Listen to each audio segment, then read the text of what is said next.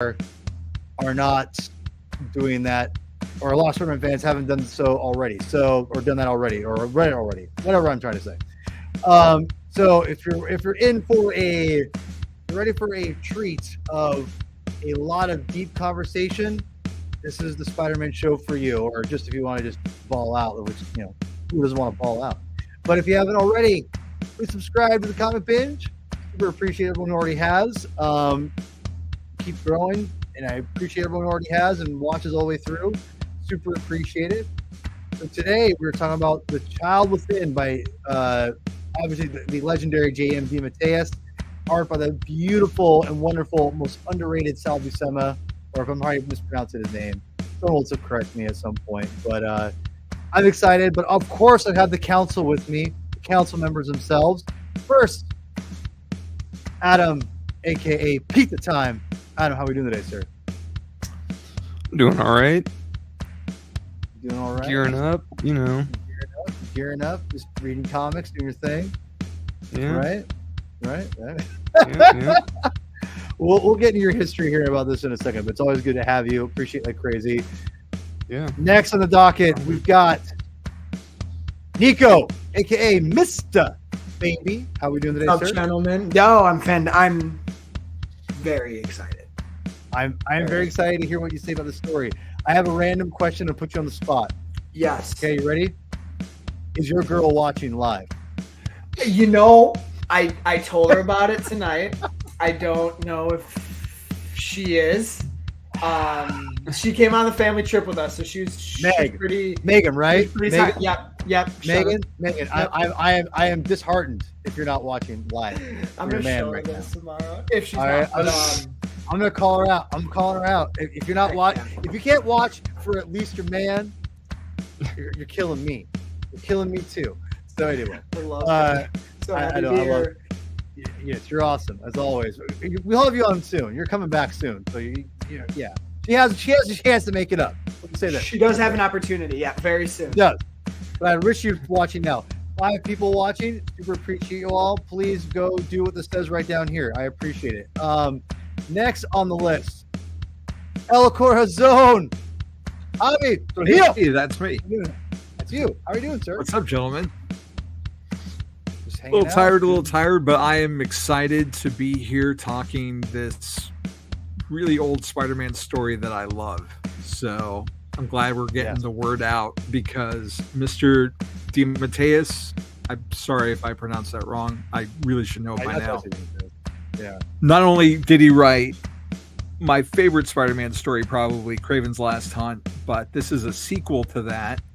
And tomorrow, at your local comic shop, another series of his, Spider-Man Shadow of the Green Goblin, is coming out. So we got a little bit of synergy here with one of the all-time great Spider-Man, one of the all-time great comic writers, period. Not just Spider-Man, but so I'm excited to promote this story and hopefully they'll get eyes on it and get some eyes on his new book too. Because I mean he just cranks them out, man. He cranks out classics. He does. Hey, one thing, was it you, Javi, who came up with this idea to do this episode? I think it was. If I'm not mistaken. Yeah, back in February. So it's been a long Javi's time the best. coming. I just want to say Javi's the best. Like Javi is the best. Like you are.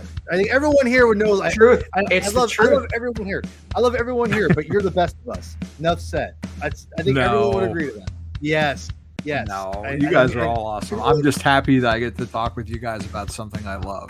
So well, yes, classic T-shirt indeed. Yes, and last but not least, the dude himself abides by Society Dude. The dude himself. The dude himself. I'm just gonna said be. dude himself. What's Isn't up, your boys name and the girls? Spray Dude?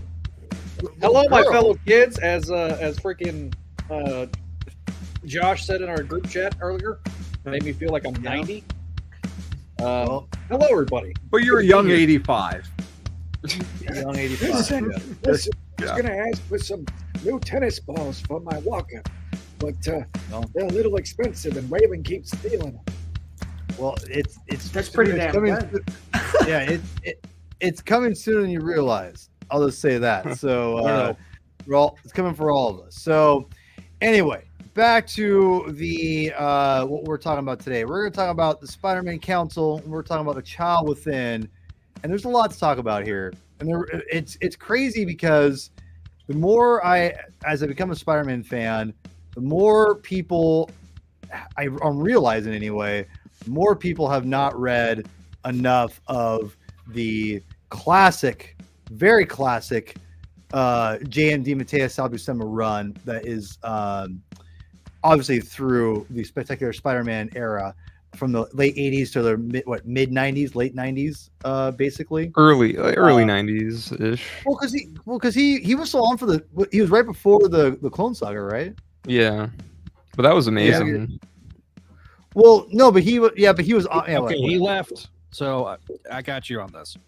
This is the beginning of his run in 91 or 90.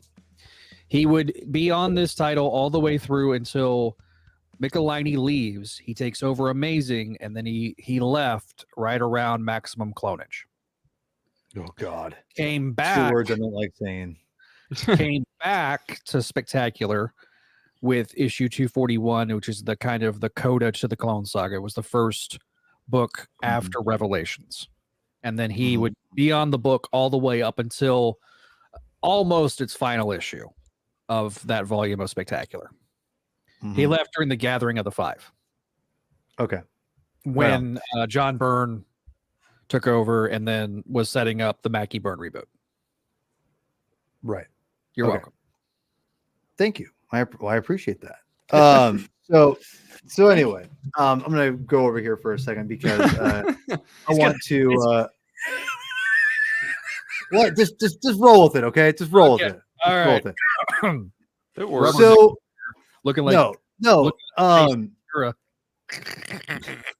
Wow. All right, I'm gonna shut up. All right, it's okay. You're good.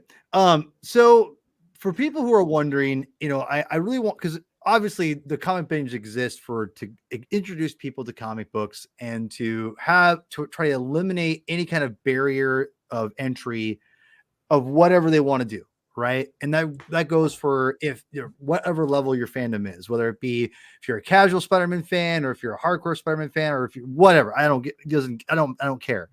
My whole point is to try to talk about, just try to get that barrier away, of ego away, of like, well, of course I know the story. I'm trying to get rid of all that crap.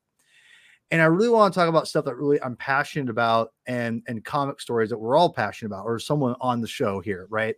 Which I'm very excited to hear about everyone's thoughts on this.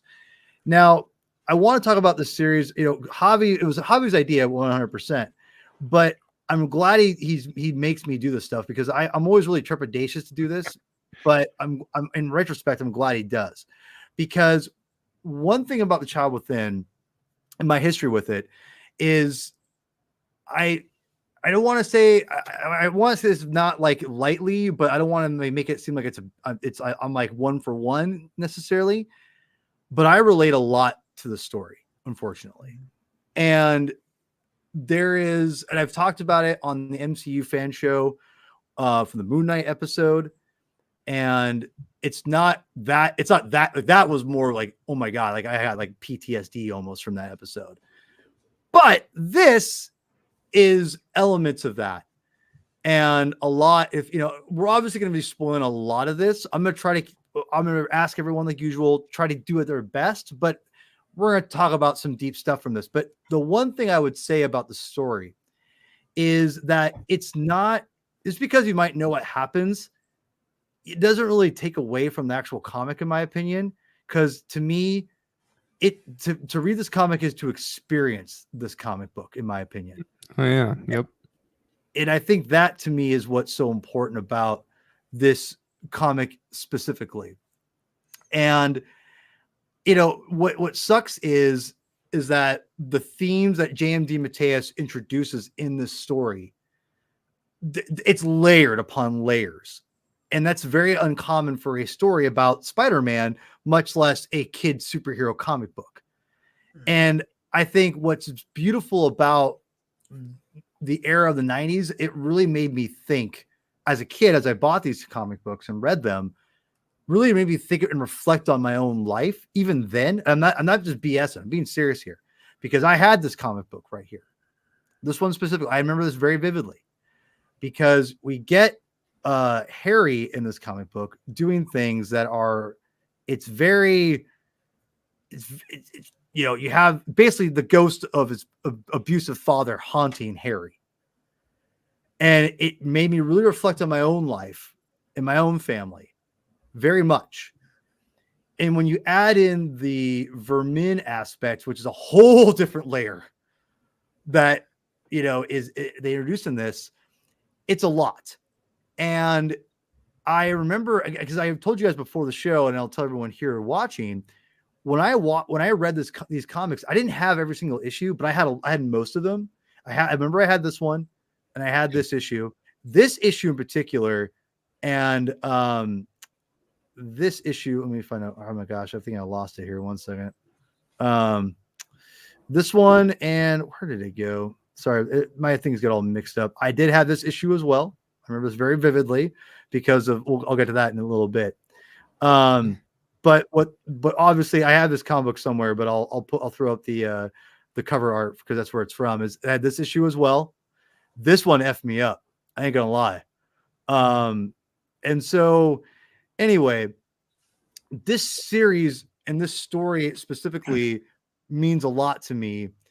And when I told everyone, I didn't read this. I got all the issues later. I think I had most of the issues, I think, collected eventually, but I never read them for whatever reason. After we had our daughter, I went online and I was thinking I was missing an issue or something like that. And I had someone was selling it for like 20, the whole thing for like $20. And I got all like nice bagged and boarded issues, right? As we're seeing here. And I'm like, you know, it's time to read this bad boy. And I got to tell you, it really moved me way more than I was even anticipating. And I just want, I wanted to go first and set the tone a little bit because this is a little bit more serious. I mean, I want to jokes a little bit still, but it's a very serious matter that I relate to, like I said, more than I like to admit. And it's powerful. And I just want to really say thank you to JMD Mateus and Sal Buscema and all the crew, the colorists, the inkers, everybody and Danny Figueroa for the guts to write this story, because it is such a moving, powerful story that is moving, obviously continuity with the Green Goblin and Vermin, but telling layered upon layered stories for Spider-Man. And I said this in the title, and I mean it. This is not a clickbait. This is a story that I don't see a lot of people talk about. Obviously, we're all homies and we talk about it. We all know this is legit. But, when we talk about like serious, like legitimate, artistic, great Spider-Man stories that are like transcend, just like are just awesome, fun, like Maximum Carnage or whatever, like we always look to Batman as like year one and all that stuff. And he has countless stories of in the comic books that are about like are serious and people look to as like important, of the medium.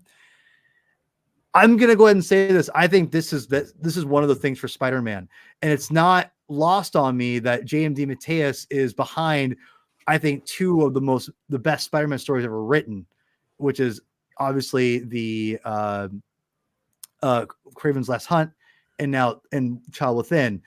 And Javi, you said it best when you said this is basically a sequel. It didn't even dawn on me until I read it this time. I'm like, you're right. This is 100% a sequel to Kraven's Last Hunt. Like there's the Soul of the Hunter. No. This is the sequel. Well, Soul of the Hunter to me is the first sequel, and this is the second. This is the third in the trilogy, in my opinion. Did Soul come out after this though? Soul came out. They reference it in the first issue. They're like, "Oh, it came out the year before." Yeah, so that's right. Okay, yeah, they did have the editor's note. I forgot. Yeah, but anyway, I'm wrapping up here, guys. I'm sorry. I don't like to usually go first, but it really meant a lot to me to talk about this for a second. But I think that this story is criminally like underrated and unknown. And if you're out there looking for a great Spider-Man story, this is it. This is issues 178 to 185. Adam, am I right on this? 84. 184. Well, 85 if you want to get another great issue, but we'll talk about that in a second Right. later on. But 178 to 184, it's not on Marvel Unlimited. Go out there, buy this comic book out there, or start badgering Marvel to actually collect this into a nice prestige format or something like that, or get it out on Unlimited, because this story is maybe a top 10 Spider-Man story in my opinion. Maybe one day I'll do my top 10 for the council, and it'll be a big marathon episode once we get to 10,000 subs or whatever, which will be like come on, let's be like, yeah, when we get to 2,000, let's do our top 10. That'll be fun. No, 10,000, because that'll be like 40 years. We'll have a lot more to choose from at that point. So, but anyway, if we don't do it here, we'll do it on Spidey Dude. I digress. This is a story y'all need to read, and I'm gonna give it to I'm just gonna automatically go to the next person, which I'm gonna put them on the spot here, and it's gonna be Javi, because he's the one that kind of made this thing go from the first place, and I want to give him kind of the next step, and then I'll let everyone else have a free for all after that. But Javi, thank you for making me read this again. This was a really important comic, and I want to make sure that you get your next say. And so, thanks for letting me go on a little tirade there, people. I appreciate it. Javi, you have the floor. Go ahead. This is just one of those like big impact books of I say childhood, but I mean, I was 14 when this came out. But this was when I was really starting to get heavy into reading and collecting comic books and taking care of them properly. And for the most part, because money was so scarce, because I was 14 and didn't really have much of a job. My primary bread and butter was Amazing Spider-Man, Batman, X-Men, and then Todd McFarlane's Spider-Man. So it was pretty rare that I would pick up one of the other Spider Satellite titles like Spec or Web. But at this point already, like Kraven's Last Hunt was just one of those iconic stories that just blew my 10-year-old mind when it came out. So knowing that this was kind of like a sequel to that it was going to have Vermin again, and just the storytelling that JMD provides, like I had to get this book. And I remember reading it with my best friend Anthony at the time, and we were in like some office, or maybe I was just rereading it again, because I reread my books a lot back then because I didn't have as many as I do now. But it always left an impact, the way that he tells a story, the way he gets you into the characters' heads, the psychological aspects of it. That wasn't something that I saw a lot of at that time. It just made it feel more mature, which is a pretty big deal when you're 14 reading comic books. I felt like I grew up into like the maturity level with that. And I hate to admit this, like I wasn't a big Sal Buscema fan at the time. Like it was his art was a little too jagged for me. Like it wasn't as clean or and smooth as like some of the more popular artists of the time that I really liked. And, but there was something about his storytelling and his layouts that always just really resonated with me. And, similar with like Kelly Jones, like I've seen The Error of My Ways now, and I love, love, love his stuff. And I've got like some original like color artwork from his Spec run, just because like just the way he sequentially tells a story and does his breakdowns, and like he moves the camera in a cinematic way, but not in like the modern comic cinematic way where everything is like a widescreen 239:1 panel. Like he'll do your 9-panel grids, he'll break everything up, but like he moves the camera in such a way that you feel like this story. And it was something too that the impact that this series has had, not only on Spectacular Spider-Man and just Spider-Man at large, because this is what brings us to Spectacular 189 and Spectacular 200, which is the original Death of Harry Osborn. Like there's a lot of stuff in here that like you don't get Willem Dafoe coming back in Spider-Man 2 and 3 haunting Harry without this story. Like, does not happen without it. And it was something that I always wanted to see in the movie. So when Raimi did that, I was like, oh my God, this was like one of my favorite parts of that. And you don't get, as much as people deride it, the Amazing Spider-Man movies and the parents subplot that never got finished because the trilogy didn't get finished. Like, everyone's like, well, why Peter doesn't care about his parents? Here it shows that he did care. Like, their leaving had a substantial impact on him that he didn't even realize until he was exposed to the things he's exposed to in the story. Well, we'll say it like that. And like, you don't have that subplot without something like this. And I wanted to call it to attention because it's just a tour de force of comic books. And I mean, just look at the panel we have on the screen, like the anguish that he has, the way the word balloons, not the word balloons, just the thoughts they're scattered and they're all over the place. Like, no one at this point had told the story, in my experience, like JMD had done. So it's a must-have for me, and I don't understand why we don't have, like, you know, other collections of it, why it's not available digitally. Because like Kraven's Last Hunt, I've got the issues, a softcover trade, a hardcover trade, a giant hardcover trade, digital. Like this, I just have these, you know, 30-year-old comic books. And to like Paul's point, like there was, I think I missed like one of the issues, like this one on the stands, because it was hard back then. I didn't have a car, and the aftermath I didn't even know about until years after it came out, and finally grabbed it and read it. So right, yeah, I just it's such a good story, and I'm rambling at this point. I want to hear what everybody else's connection is to the book.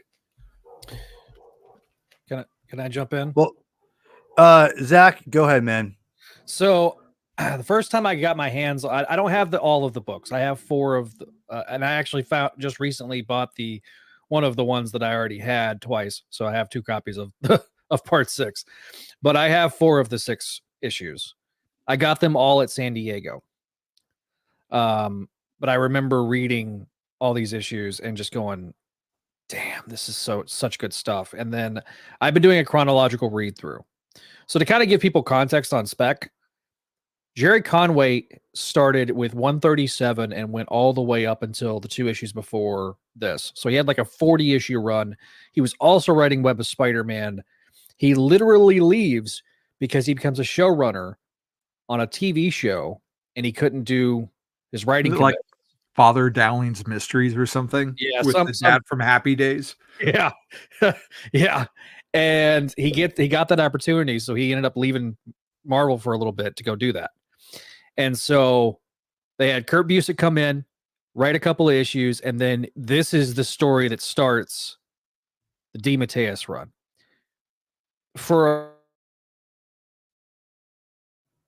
Was the better book overall, because it had that such lengthy run with Conway and then such lengthy run here with DeMatteis. So this story just sets the tone for the entirety of the seminal parts of the run, like you mentioned, Javi. Vermin is his pet character. He introduced him in Captain America, which they reference in the story. Obviously, he brought him in for the Kraven's Last Hunt, which is the first time DeMatteis wrote spec. So, like, reading this, I had read panels from this with J.R. Fettinger's Green Goblin articles that he wrote. So I had read parts of this before I read the books. Reading the books, you would never have known that Sal Buscema and him never had worked together. If you just come in cold. I mean, he let Sal cook, and it was banger after banger after banger, story after story.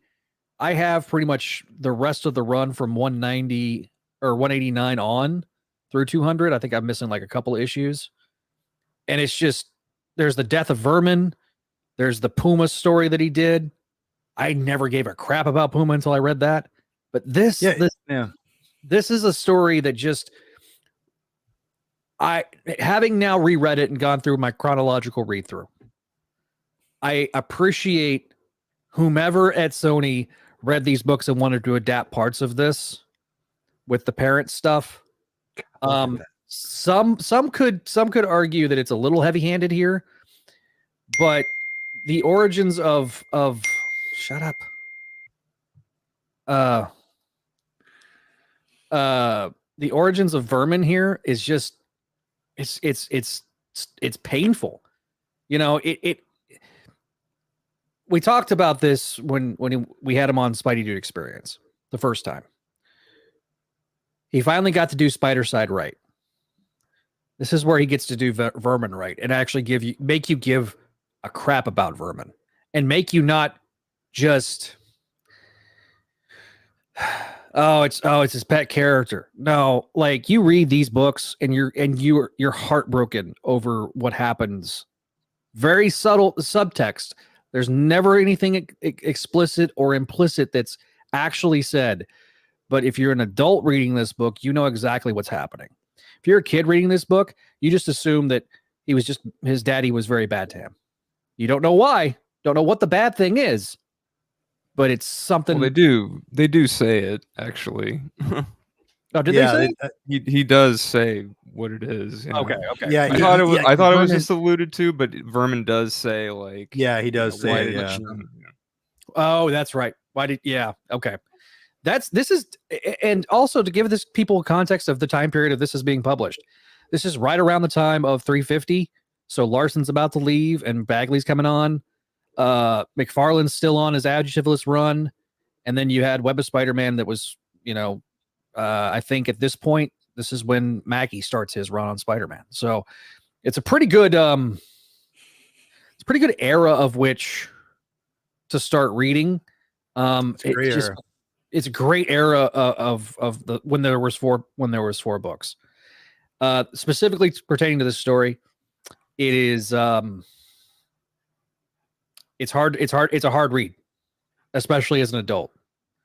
I think it's written really well enough to where things are kind of going over your head when you're a kid, but reading it as an adult and as a parent, it breaks your heart. I'd love to get the perspective of the young whippersnappers.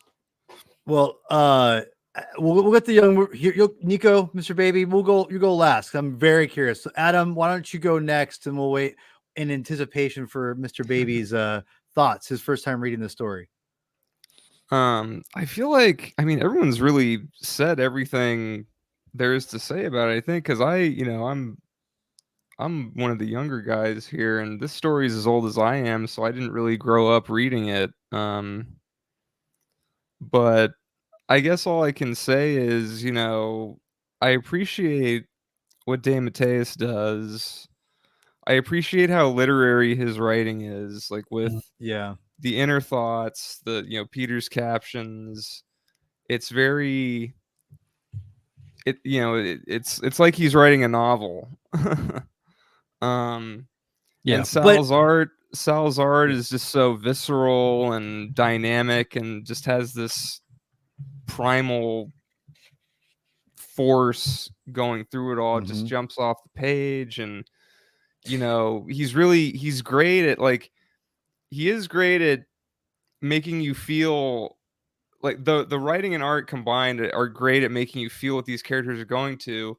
Paul, you put up that page where Harry's looking at the photos, and I'm thinking about the juxtaposition of like Harry as a child there, and he just has this blank stare, and then you go later, you see a picture of Peter as a child, and he just looks so happy, and it's just it's so the dichotomy of it all, just it's so good. He just it's just and like in this too, like the young Edward in the bed, just like totally, just like what I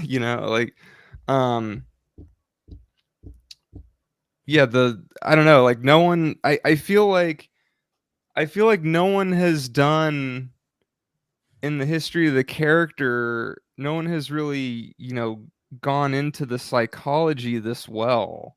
What really, I mean, there's some stuff. It's like, oh, we get Peter's inner monologue, we've gotten it for 60 years, but like, it's not like this. It's like, what is, how he's feeling, like what is wrong, how each character is feeling, Harry's denial, like, oh, I had a great childhood. It's like, no, I didn't. You didn't. And Peter's missing piece, and Edward's trauma, and working through all of it. It's just, it's gut wrenching. It's 1 second, Zach. it's a gut punch.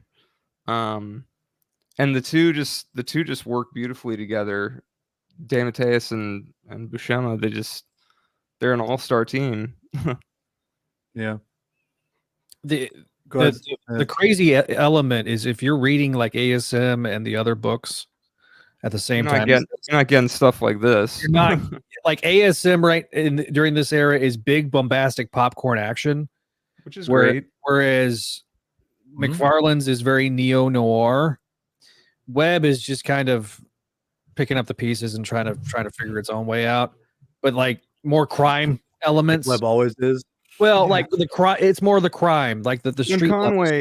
When Conway is on it, there's more of a focus for Webb. Yes, for sure. Yeah, yeah. I love Conway. Anything Conway does with Spider-Man is usually always good. So. I will say this: Mackie brings that street level element when he starts his run.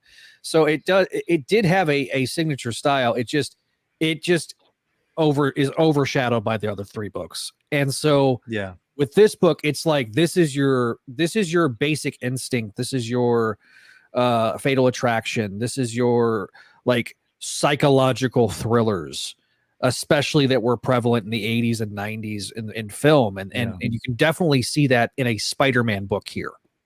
Yeah. I mean, look at this page, and it's like he's literally leaping off the page there. It's so good. Yeah. There's so much movement there. He's a master. I mean, and the thing is, like,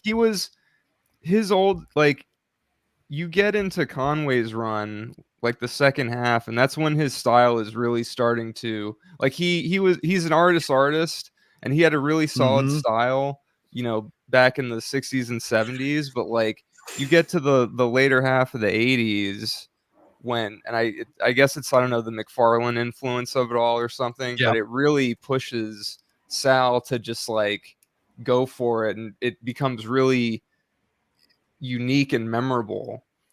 And that's the thing too. I guess my final point is, like, this is something, like, a good story sticks with you after you read it, and this is a prime example. There's a lot to think about and unpack, and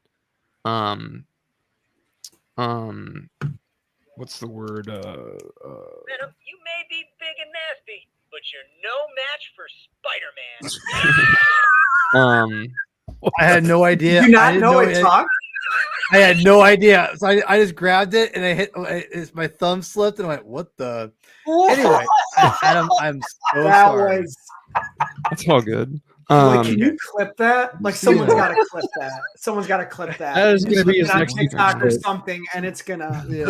That's just for Adam. If it's not a talking spider doll, it's 7-Eleven, and I just feel bad for the guy. I'm so sorry. No, but there's a lot to what is the? Why am I forgetting the word? Not critique, but there's a lot to consume, digest. Unpack. Did you say that word? Synonyms: digest, unpack.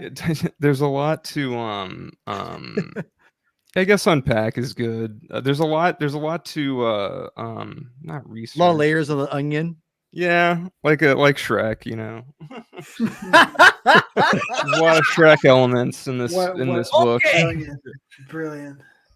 Well, go ahead. Sorry, Adam. Yeah, before Mr. Baby gets come on, Zach. He's been waiting a long time. Come on, I gotta get Zach. You guys are good. We got time. Go. Right, so, you know what? Never mind. Since you just completely interrupted my train of thought. Thanks, Paul. Go ahead. No worries. All right. Oh, sorry. No. I just want to. Zach, let me help you retrain your thoughts. Sure. the spider doll talked and we laughed, and then that made I know you think that was I know. very distracting. I apologize. It's That was fine. my fault. Go on, Mr. Baby. There's yeah. a lot. Analyze, I think, is kind of where I'm There going. you There's go. a lot to- Word there's a or lot two. to There There it analyze, is. a lot to- There it a lot is. to, you know, we Word could write a or two. paper about It this book. happens. It's a very real thing. Yeah. So All right, go ahead. yeah. Well, I mean, it's really hard to follow all of that, and I truly mean that as a compliment. I'm on one hand very, very upset this was the first time I read it because of how powerful I think it is, and yet I'm really glad that my first time reading it is like I get to experience this with you all, because you know, had I read this years ago outside of my father, who we would have had a blast talking about this, but also, you know, a hard conversation talking about, there would have been no one else to talk to until I was in this space. So I'm, in a way, I'm really thankful, and I'll truly never forget this read. So spec is like one of my blind spots. Outside some stories like, you know, I mean, like Spectacular 200 with what happens to Harry. We talked about it on the show before. I think that's one of the first episodes I ever did. Outside of some larger stories, me and my dad have been collecting the hardcovers they've been releasing. So I just got through like volume 6 or whatever. I'm still on some of like the Roger Stern stuff. So when you guys recommended this, I'm like, okay, I'm going to get to this eventually, but of course I'm going to read it for the show.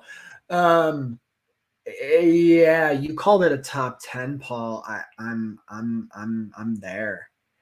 And I'm there because of how difficult it was to read, but also how at this point in my life too, like reading at this age, and you know, like I don't have children or anything, but there's a lot that I've learned in my career and stuff about, you know, what happens in childhood. You can go your whole life and not really realize. And this was relatable in a different way. Nothing really with my family, but not to get into anything else too much, is in the last couple of years, really working on myself and stuff about me, I'm realizing how many things, you know, happened at such a young age that I didn't even, I had feelings and thoughts and reactions to things that I didn't even know where it was coming from. And so to see Peter go through it and have like the root of it all be, not to spoil, but really what the root of it all was really profound. Like I haven't seen him really deal with that in comics on this scale, on this level of depth and intensity. Yeah. So like that was insane to me reading that. Like that's was, upon finishing it, like that's what stuck with me the most. Then I went back to the rest, which is there's so much more to dive into with Vermin and everything. But that was really heavy hitting. And then the Vermin stuff, like some of you said it, like, wow, it took, what a swing to write something like that and to really allude and even share what happened, you know, to little Edward there. And I just thought it was utterly profound. And the visual language too in this, like there are so many frames I wrote down that I wanted to talk about that I'm not gonna, are gonna show up, but just the visual language of this too, it's so fantastic, but it's also so, some of them are so heartbreaking. Like the opening of I think it's 181, where you have them, the two, we're looking at two different photo albums. We're looking at Edward was when he was a child, and like there's no words on those pages. You're just made to sit with it. Javi talked a lot about like like a feeling of like the camera, which I think is so true and so well said. But like there are literally shots in here that I want framed and signed and hung on walls because how much they resonated. So yeah, this is an utterly profound story. I have no idea why it's not talked about more. like I'll be honest with you, like this is eons better than stories I know people consider to be in like the top 10 or the top 5. Like, and I don't mean that to sound like hyperbole or recency bias. Like it's just that deep and it's that well written and it's gorgeous yet disturbing to look at too. Like it just fires on all cylinders. And yeah, like even something like this, my goodness. There's also a lot to it. It doesn't, it's so well written too. And then I'll stop rambling here. We're good, man. Keep going. It never shows its cards. Like I was surprised at how well things are hidden, so to speak. Like when you really realize what that first little child was, it's Edward, but it's also, like that to me, I was like, wow, I really did not predict that all the way yet. And I think opening all the issues with the camera, the recordings, I could word retrieval, right? Basically. These were insane. That I'm opening a Spider-Man comic and like seeing all this stuff, and yeah, man, this was a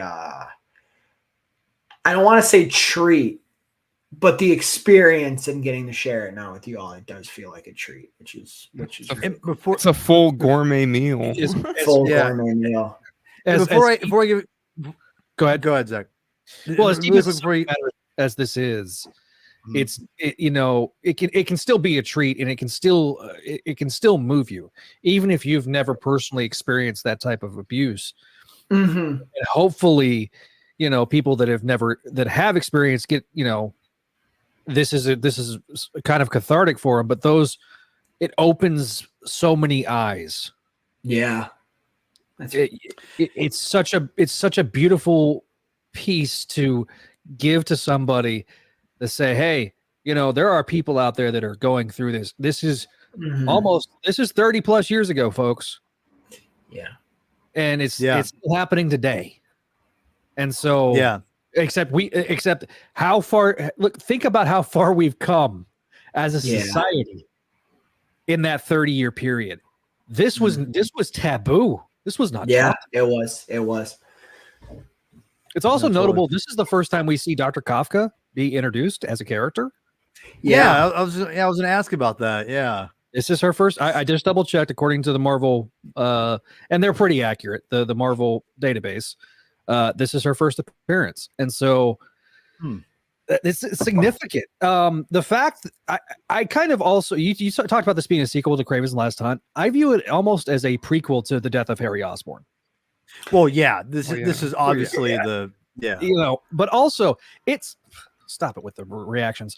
The issue that I kind of, it's funny when you're reading this sequentially, because there was during the Inferno storyline, they were kind of trying to tease Harry as a hero, and then Peter is a complete jerk to Harry to discourage him. His heart was in the right place, but he's a complete ass to Harry. And then this is the outcome to that. And it was just going to be like, oh, it's kind of treated as a throwaway line until DeMatteis takes that and says, I'm going to take that ball and run. Well, and if I may too, it's obvious that with this story, this was a vehicle to get Harry to where he wanted to go. He wanted to bring back Green Goblin. No one wanted to really touch him. Like you said, because David Michelinie had introduced him in Inferno, but then remember in Web of, he tries to join he joins a crime fighting thing. That's when he reflects on, Harry, are you trying to be a good guy again? That don't do that, whatever.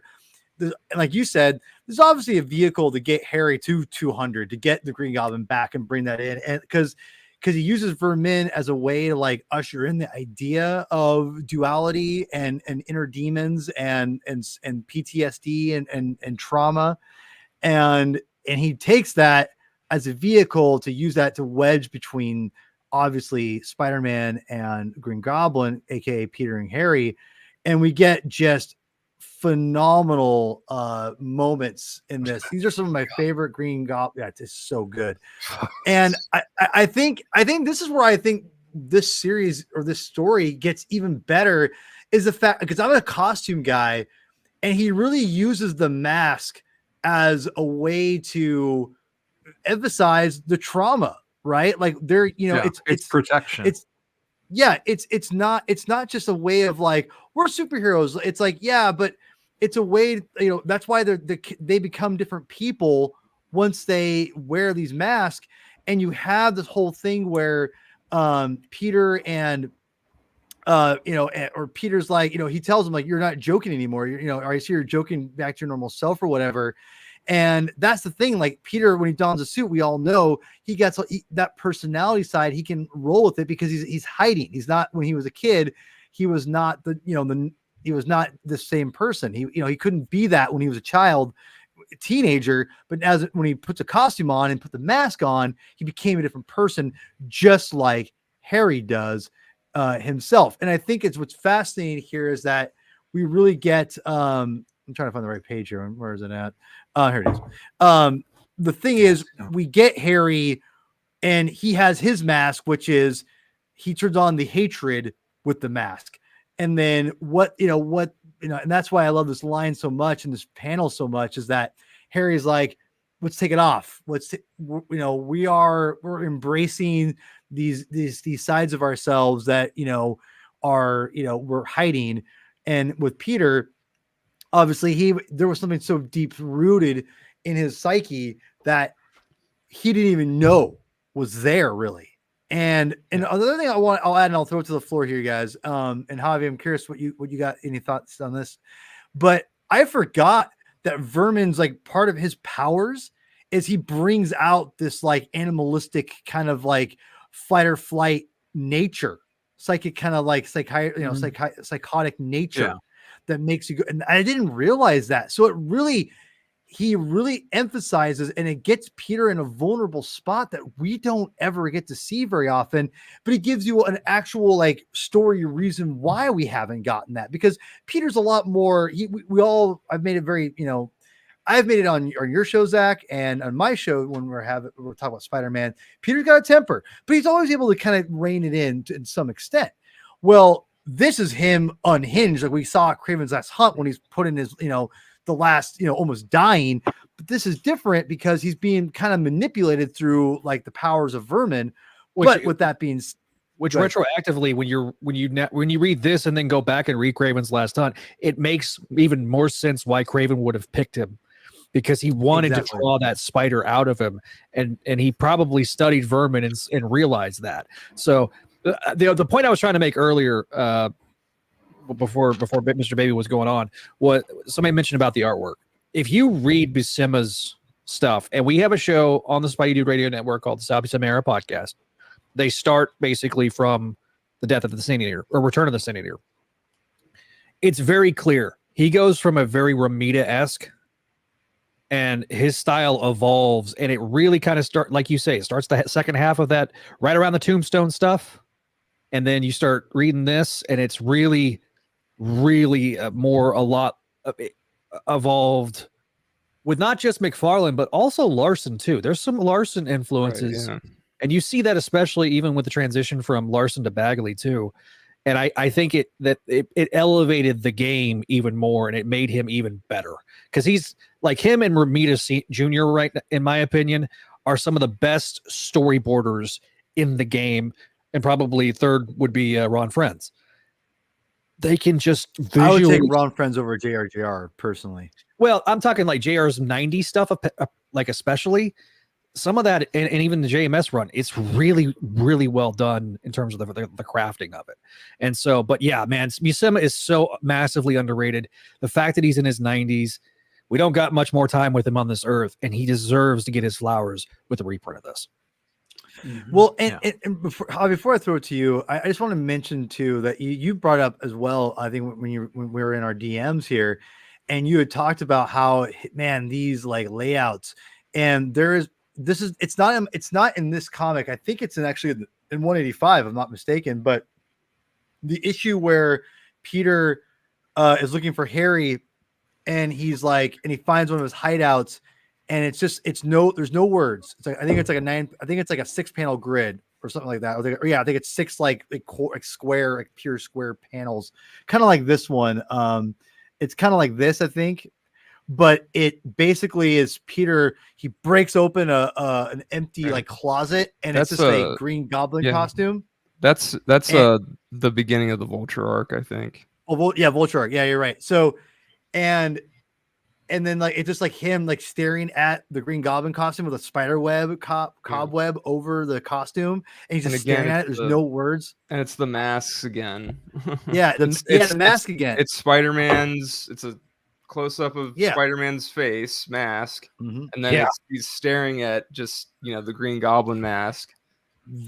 Yeah, that is 190 has the opening splash page with Kafka holding the Green Goblin mask, and it's very similar. He plays that theme a lot during this run. And I just want to say that looking back and knowing, especially back then, because I don't think Larson and McFarlane are like, they're creative storytellers, but they're not the most efficient storytellers, I would say. Like, that's just my opinion. Like, at least at that time.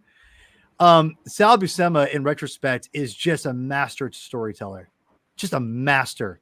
And think about it, he was competing with these guys who were rock stars, superstars, when he's been in the business for like 20 more years than they have. Yeah, they were like half his age. And no one cared.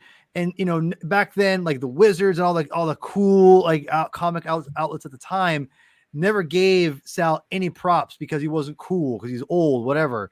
But really, he's so Duke cool. could do laps. Well, yeah, but Duke could do laps around them with storytelling. And then these stories, retrospectively, are just hugely amazing storytelling and just efficiency. And I just want to say, like, like you get stuff like this. This is simple, but just the fact that he can't like Harry can't look at Peter as Harry when they're both on the same level, like, right? Like when they're not freaking out and they're just looking at each other, he's like, I gotta get it back on. Like, he's scared, and you see it there. There's no words. That is phenomenal storytelling 101 right there. I love subtleties, and it's not the same panel each time. The subtleties in the facial expressions. Yes, the bodies are static, but there's subtleties in those faces. You can see the differences. It's just let the cake bake, and we are eating good, boys. I have a couple things I want to touch on really quick. Well, so to jump off of those 3 panels you just showed, I'm really, there's something about the page. It's the page after that when he's got his hand out toward, like, Harry bails, but he's got his hand out toward him, and I look at that because it's another 6 panel page, so he starts with his hand out to him, and it goes down over the next couple panels, and it almost, to me, maybe I'm just like reading into it too much, it almost, like, the body language, almost, he goes from like reaching out to him to almost like he's waving goodbye. Like, this is at first glance, like that's like, this is it, and I wanted to also say, Paul, you're talking about the masks. Harry's like, oh yeah, we're Peter and Harry, we're not Spider-Man and the Green Goblin. And this is a great cover, by the way. But I think about, that's like the running theme, I think, through all of DeMatteis's work with the character is, the idea of the spider or the man. It's in Kraven's Last Hunt. It's basically here, because he's like, I'm a man. I'm not a boy, the scared little kid anymore. It's in the beginning of the Clone Saga, where, like, again, the parental trauma comes up, and he discards the man and becomes the spider the whole time. And I know, and I think about, so that's a long running theme in his work. And it's funny because you think about it too. I've seen some people talk about this. Like, I feel like we don't get JMS's run without this stuff, without what DeMatteis was doing. Because it was like the whole question of, like, well, the powers and the totem, and this is like proto-totem stuff. Yeah, totally. It's funny because after this arc, just so people know, you have one of the best humor issues with one of your favorites, P-Thug. Yeah. Well, that's Frogman. what I was saying was in 185 you had the reveal of Frogman, and which was it's a total palate cleanser after this this heavy run, which Frogman was another J.N.D. Mateus creation, but it's a phenomenal character that I love, and it's a fun issue. It's one of the funnest issues you're going to read, and again, it's Frogman and Spider-Man versus the Walrus and White Rabbit, which White Rabbit right now is a prominent character in Spider-Man comics. So it's very interesting that she kind of her first appearance. No, she was Marvel a Marvel team team up. up. Yeah, Marvel team I up. think, but I also think that was written by J.N.D. Mateus. He created the character. Yeah. Okay. Javi, it's been a while since you've said something. Go ahead. If you do, I want to make sure you're not getting over Sean here. Oh no, I mean this is all good stuff that everyone's commenting about. There's a few things I wanted. I love this cover too. Yeah, that's a great one. But this is from not this story, but this is from Craven's Last Hunt. Yeah. Right.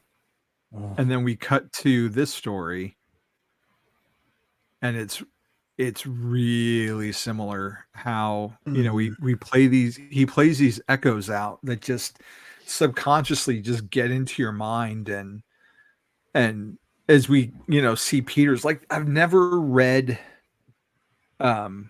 at this point, like I had never seen like dialogue done this way, where you've got like his inner monologue and then his subconscious inner monologue and his fears coming out. And I mentioned this on Spidey Dude last week, like that recent Miles Morales short film that we got, like, is the closest I think we've come to seeing something like this in some kind of motion. But just in general, like there's a whole bunch of stuff that you guys touched on, that like the idea of masks, and even like Harry calls him out on it, that like, this is what you do, like I know this is how you've always done things, and the layout. So you've got Harry on one side, Peter on the other, and Harry's just trapped in the middle of it. He's like, Norman's my favorite Spider-Man villain, but like Harry's got to be the most tragic character in all of Marvel comics. Like he can't catch a break, and it doesn't matter what version of Harry we're talking about. Like this one, just there's something about it that always sticks with me and resonates, and I just feel so bad for the character and the fate that befalls him, because it wasn't his fault that his dad was a monster. Mm-hmm. Oh, dude! And then if you go by current books, what his dad did to him, it's like, oh my god. Yeah. Mr. Baby, did you have something? Did you have something you wanted? No, to say? Yeah. Let Zach throw his thought, and then I'll just go right off of what I said. No, Zach, you're good, man. You hate Norman by the end of this story. Oh God, despise. Like, you hate Norman already. Like you don't like but Norman as a force of nature. The accidental setting up in this story, you accidentally set up the whole parent saga. That I love this page. I love him cheering in the background. Yeah, dude, it's nuts. It's like it's scary, but it's also kind of like funny a little bit unintentionally. Like, nobody made Norman a force of nature better than DeMatteis. This story makes the scepter of Norman and really gets into, like, they'd kind of gotten into Harry's issues, right, with Conway and then the drug issues and the Conway run and stuff. Sure. Even with Lynn Wein. But once Lynn Wein leaves, nobody touches Harry. Harry's just this happy-go-lucky, everything's fine, I found Liz, we're gonna make a baby, everything's good. You get to here and it's like, this man broke. Like every good thing that happened with the Hamilton stuff broke. Yeah. It's the old adage, once you break a mirror, you can never get a mirror cannot be repaired without having to be completely replaced, because the cracks are always going to be there. And sorry. And the way that he uses Harry the next year and a half is arguably some of the best Spider-Man writing of all time. Absolutely. Just 100%. to touch on that really quick before we get to Nico, like part of the beauty of this whole storyline too is it's just a cog. It's just a little part of everything. Like the characters don't just decide to act the way they are one day just to fit the plot of the issue. Like this is stuff that's building over time. This is stuff that goes back for us decades in the comics. Like it makes the universe feel more cohesive and more real because all these things happened to these characters and it mattered to them and it affected them and how they went with their lives moving forward. And that's part of the power of what JMD does is brings all that in and makes it happen naturally. And it isn't just, well, I'm going to tell a story about this, so I'm going to force these characters into the plot. Like the plot comes from their characterizations. And it makes the really quick, Nico, and it makes the that ending of 200, with the photo album and the picture of them together. It just makes it hit so much harder. Exactly. I was going to say something very similar. Is someone who loves 200, I have so much more no, you're golden. I have so much more context with that because of this story, right? Yes. Parts like Zach was saying earlier. And on top of it too, so I'm a huge Green Goblin fan. I wore a shirt for the occasion. Yeah, boy. But I'm such a Green Goblin fan, not because I condone or enjoy, but to me, he's always been like outside, and this story just reinforces it, but like outside of the Joker, right? I consider the Green Goblin like somehow still like an underrated villain in people's eyes, because like if you think about what the Green Goblin is, I mean, what this story shows is the legacy of what the Green Goblin is. It trickles down so far throughout so many characters in this life, right? With these characters, and it's so to place Harry where he was with his friend and his father, and just all the internal trying to deal with all that trauma and the going back and forth between trying to trust your friend who loves you and is a hero and your father and only choosing to remember the good stuff. Like it's so compelling, and it just shows you like the Osborns are some of the richest characters in comic books. And it's funny because I feel like a lot of people wondered like why they went to Harry so quick in Garfield's second film, and it's because the potential of that character and storytelling is so rich and so strong that it's like, man, if you told me they were gonna use the two of them again in Tom Holland's films going forward, I would sign up right for it. Give me more Gobby stuff, because I think it also places Spider-Man in one of his hardest places ever, trying to deal with what was the arch foe of him, but also the way it has impacted his closest friend and the way the two of them have impacted some of the other closest people in their lives too. It's just a recipe for just compelling story every single time. So to jump in, to dovetail off of Javi's point earlier and kind of your point, Mr. Baby, this is where continuity is done great. Everything that is in this story is built off of previous stories, but it's all self-contained. You can read this as a complete story. You don't got to read all the other stuff beforehand. It takes you through. This is where these type of stories, or when I'm arguing about regular Spider-Man stuff, the plot driving the characters driving the plot, this is one of the many exhibits that I would give, because this is such a rich, character-driven story. You could have big, bombastic stories with Spider-Man all day long. Amazing had it at the time. But you want to... that is... That's your fast food, right? This is your steak. This is your meat and potatoes. This is your 3-course meal. This is where you eating good. I'm getting hungry just talking about it. Oh yeah. I mean, but it's like you'll go back and you'll read this multiple times because you'll find things. You'll find little things to that you might have missed the first time, and it's just a testament. That roster as editor and letting the writers write, my goodness. Danny Fingeroff is a good dude, and he wrote some great comics himself. He's the guy who wrote Darkhawk, and lots of there's some great stories in Darkhawk too. He wrote some issues of Web too. He was. I was gonna say he wrote some issues of Web. I think he kind of periodically show up here or there. I need to get him on the show.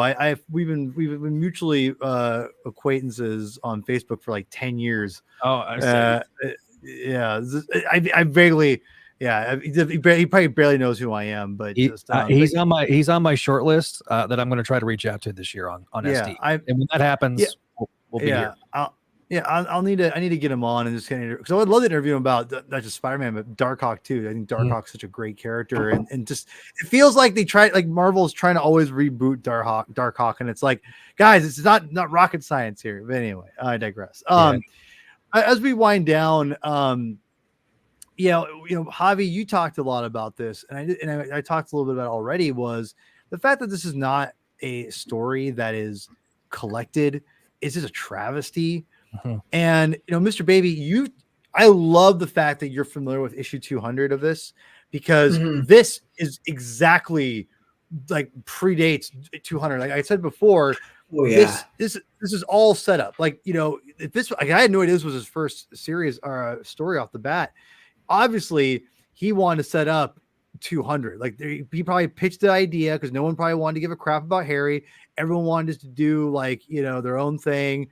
No one wanted to. Green Goblin's kind of like that thing that you're the toy your dad played with, but you're like, you don't know if you want to play with it or not because you don't want to get in trouble.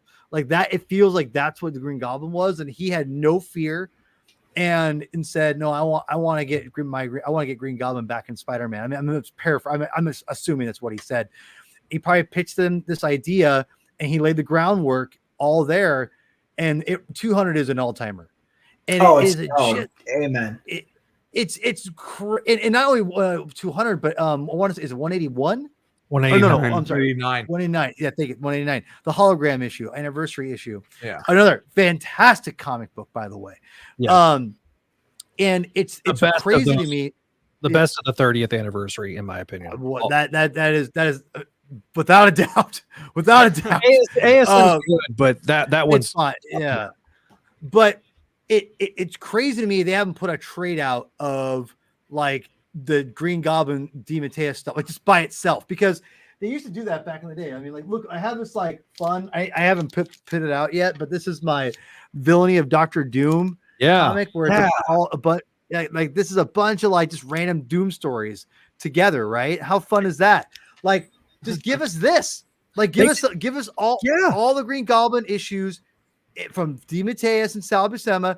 Put it in a trade. Put it as like the return of name it something rad. That they had Sins of the Father.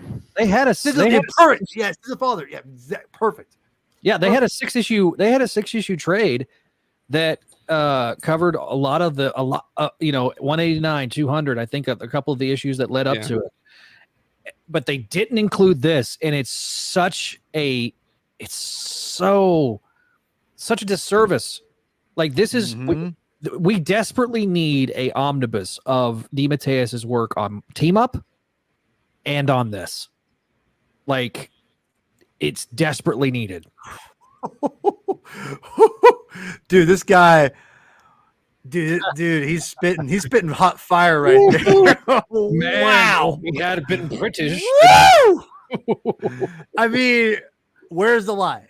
I don't know. No lie. There is no lie. I mean, if he was, homie, you're spitting hot fire there, man. I can't argue with that. I mean, if you living up to the namesake. Here's the problem too. Like DiMatteo, Salvi Sema, again, they were going up against the Image Boys, right? Like you're talking about, even Bagley was undervalued back then. Bagley, freaking Alex Savick, obviously Salvi Sema, all these great artists, Ron Friends, the guys who are just like killers in the industry, and they just were not drawing. They're so influenced by the old school original Marvel guys. These next generation kids who came in and were fantastic storytellers, like Jim Valentino, Eric Larson. I digress. But the problem is that they couldn't, when they came on their own, it was harder for them. A lot of them, not all of them, but a lot of them, to make and do it consistently. And these guys showed, without having, they didn't need much work or much oversight, you could say. Everyone knew, give a script to Jim, or excuse me, to Sal, give a script to, Alex or Mark. They're going to knock it out of the park. We're fine. It's not going to look like shoulder pads and guns everywhere, and have Spider-Man with his legs underneath, up above his ears, with his crotch in his face, with webs flying everywhere. I love that. Let me be very clear. I love that. This is not, but that's not those guys. They're more efficient. Now, I love McFarlane's a great layout artist too. This is not a shit on McFarlane by any means, but Sal is so efficient and so emotional and so cinematic that it got overlooked. And if you got is it Jewish Dragon? Is that the name, Jewish Dragons? I'm sure I'm saying that right. Yeah. Jewish Dragons. If J.F. DiMatteis was British and came in part of the British invasion of Milligan, Morrison, Moore, et cetera, yeah, you're right. He may get more notoriety, and him writing Spider-Man might be, considered like a masterpiece, which it is, but no one really talks about it like that. And DiMatteis is too humble to really, to bark at that tree a little bit, because he's a good guy. I do think, maybe it's just like, it's Twitter, whatever, like who cares? But it's not real life. But I feel like I think I see a lot of fans, and a lot of young fans give this stuff its flowers. Now I don't know about the critics I've seen a lot, but the youth of today seem to really gravitate toward this stuff. I've seen a lot of people online. The online community has always hyped up DiMatteis's work. Right. Yeah. And he's always gotten a lot of respect, at least in the sections of like Spider-Man online fandom that I've been a part of over the years. Everybody talks about KLH, and it's great. Don't get me wrong, but this is arguably on par. And because it's so long form, it's not just that short, 9 issues. It's 20 issues. It's a solid 2-year run here that is just absolutely. And it took him a while to get to this point. He talks about that when we've talked to him in the past about his team up run. His team up stuff was, it's all right. But this stuff, his team up in general is just not great. Conway had a run on it. Claremont had a run on it. It's very all over the place. And DiMatteis had some solid issues too. He had some funny, hilarious ones. I remember I brought up to him that he went to different dimension. Don't even get me started on Mantlow's run on Team Up, which is just insanity. Some of that stuff's bonkers, dude. Bonkers. Yeah. So, but that's the thing, though. DiMatteis is going to go down, and thanks for reminding me to buy that issue, by the way, Javi. I need to buy that tomorrow. But I'm also wondering, should I wait for the trade? Miniseries are always weird with me. But listen, let's start wrapping up here. I think that DiMatteis is such, like the Jewish Dragon said it. Everyone on here probably would say it. He's so underrated, and has written maybe 2 or 3 of some of the best Spider-Man stories ever made. And it's crazy. And we talk about Watchmen, we talk about Year One, Frank Miller, Dark Knight Returns, again, the GOAT, best Batman story of all time. You heard it here first. or all you shouldn't hear that first, but other people out there in Twitter land will say no. Chris, Batman, Book Club, Javi, all you buttholes. No, but whoa. Javi knows. Javi knows I love him. No, but I'm just joking. But listen, seriously though, I went on record, on a Patreon podcast with the MCU fan show years ago, and we reviewed Kraven's Last Hunt, and I said this is on the level of the Watchmen in the Dark Knight Returns, and he was like, "Oh, I wouldn't agree." I'm like, "You insane," because it is by far, I think, one of the best comic books ever written, and I stand by that. Zach and DeMatteis' work is fantastic. It is, and I think the Cloud. Thank you. And I just think that when I look at like The Child Within, it's not quite there, but it ain't that far either.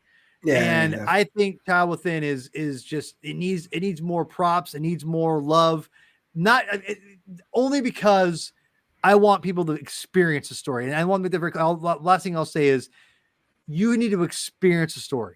You can know what happens, it doesn't matter, and that tells you how good it is because you have to experience this comic series, this series story, to really get the layouts, the emotion of what these storytellers are telling. So, Zach, I'll throw it to you first for the wrap up here. Why don't you tell us your final thoughts and where can people find you? Yeah, get your stuff out there.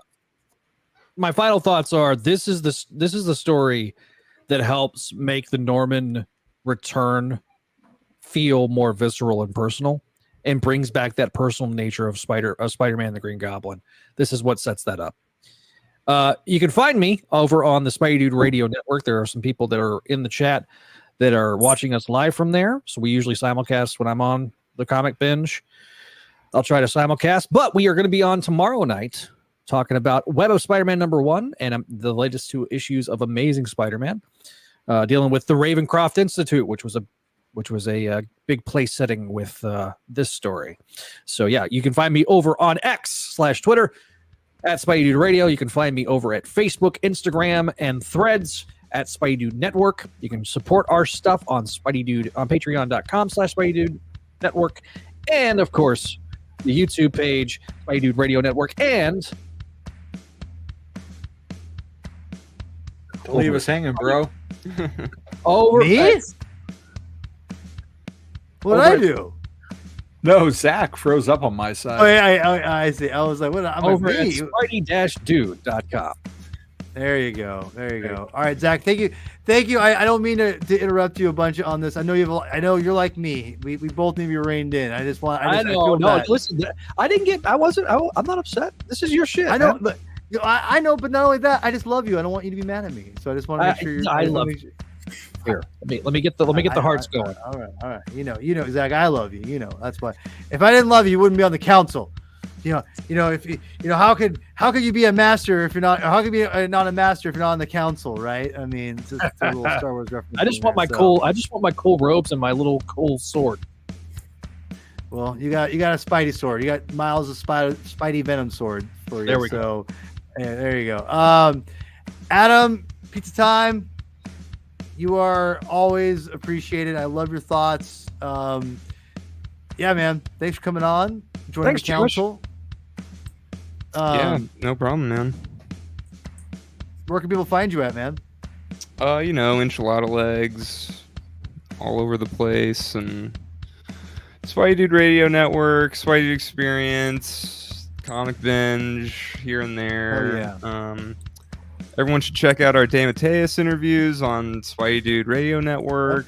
Those are really good and fun, and he's a great guy, and he's a fantastic guy. Real dude. He's a real one. He's an OG, man. He'll be back an OG for sure. For the DeMatteis verse, the next phase when it launches. Cool. Right on. And Jewish Dragons, thank you for joining us and your first episode.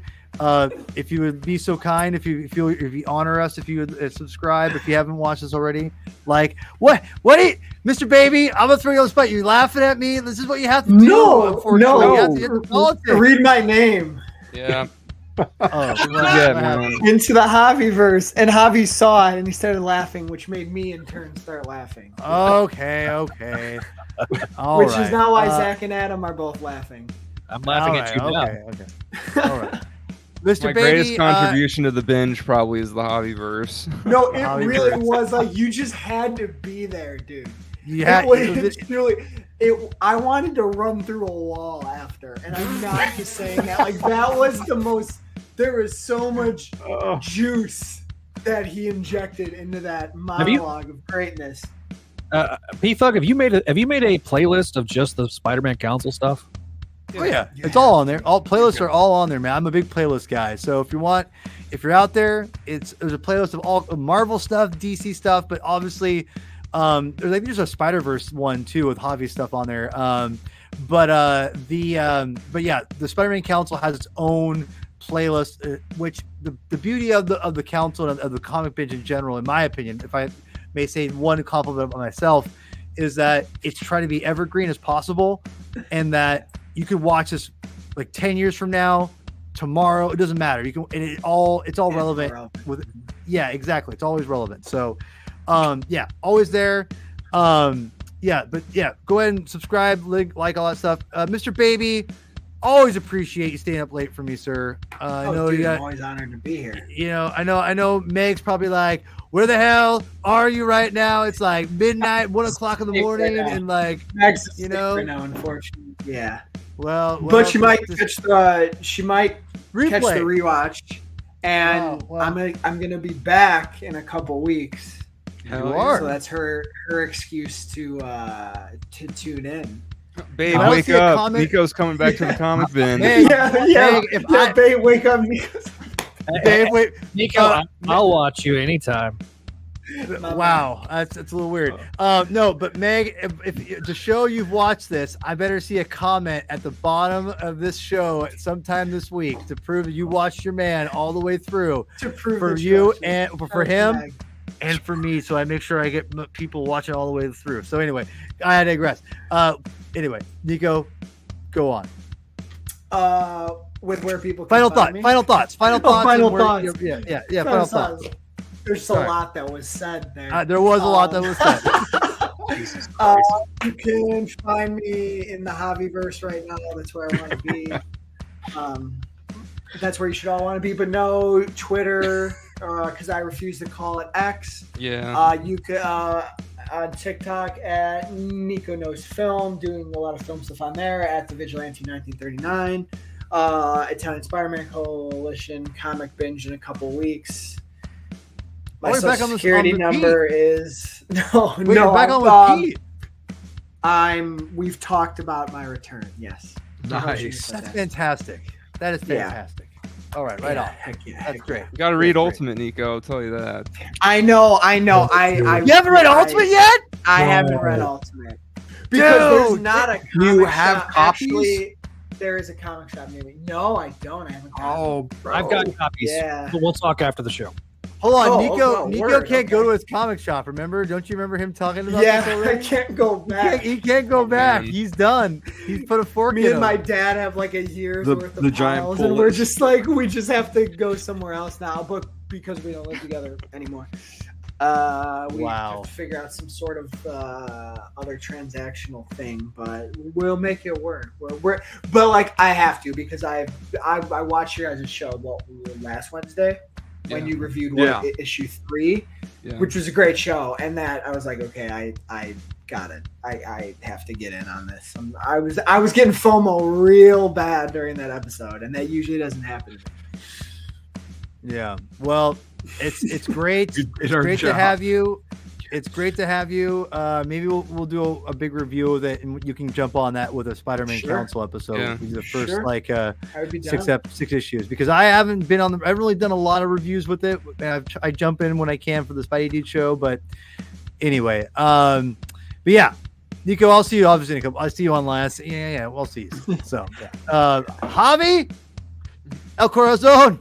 Final thoughts. You know, I mean, this is just a perfect little Harry Goblin trilogy story between this and 189 and 200, and it gave them a good reason for the Clone Saga to happen, the second Clone Saga. Or is it the third? I don't even know anymore at this point. There's so many. Listen, Linda, it's the There's second. like 4 or 5. I don't know. I don't know. But it's my soapbox. Yeah, it's just you don't have to have like big earth-shaking threats to like all of humanity being wiped out to have just a high-stakes dramatic story. I mean, this is just between 3 people at the end of the day, told by some masters, and I'm so excited that like Nico finally got to experience this story. Yeah, man. Thanks, man. And you know, hopefully some other people in the comments will go seek this out.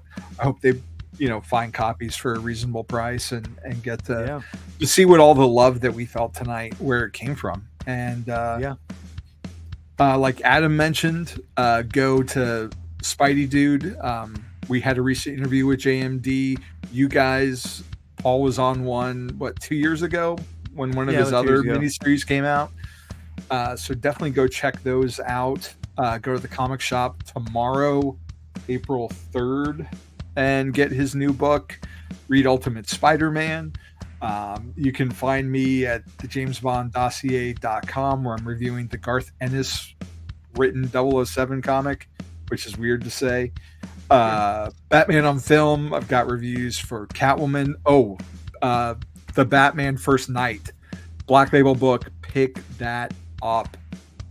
Paul knows what I'm talking about. It's that is a banger. It's a perfect 85th anniversary book.